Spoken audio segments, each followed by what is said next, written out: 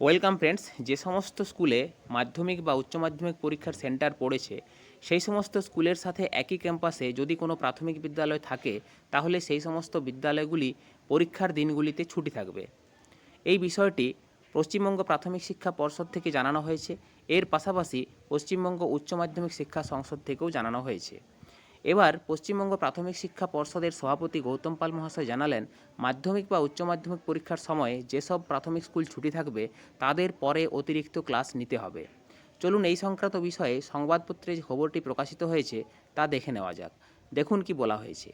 প্রাথমিক শিক্ষা পর্ষদের নির্দেশ, মাধ্যমিক এবং উচ্চ মাধ্যমিক পরীক্ষার সময়ে যেসব প্রাথমিক স্কুল ছুটি থাকবে তাদের পরে অতিরিক্ত ক্লাস নিতে হবে বলে জানিয়েছে প্রাথমিক শিক্ষা পর্ষদ।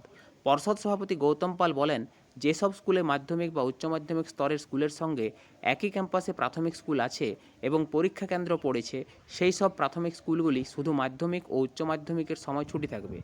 যেসব প্রাথমিক স্কুলের নিজস্ব আলাদা ভবন রয়েছে সেখানে নিয়মিত পঠন পাঠন চলবে। যেসব স্কুলগুলি ছুটি থাকবে তাদের পরে দ্রুত অতিরিক্ত ক্লাস নিতে হবে। আগামী 10ই ফেব্রুয়ারি থেকে মাধ্যমিক শুরু, উচ্চ মাধ্যমিক শুরু 3রা মার্চ থেকে। প্রাথমিক শিক্ষা পর্ষদ জানাচ্ছে, মাধ্যমিক এবং উচ্চ মাধ্যমিকের পরীক্ষা শুরুর আগে সকাল 9টার মধ্যে মিড ডে মিল এবং ক্লাস শেষ করা সম্ভব নয়। পরীক্ষার সময়ে প্রাথমিক স্কুল চালু থাকলে নিরাপত্তায় বিঘ্ন ঘটতে পারে। ফ্রেন্ডস, এই খবরটি আমি আপনাদের সাথে শেয়ার করলাম। ধন্যবাদ।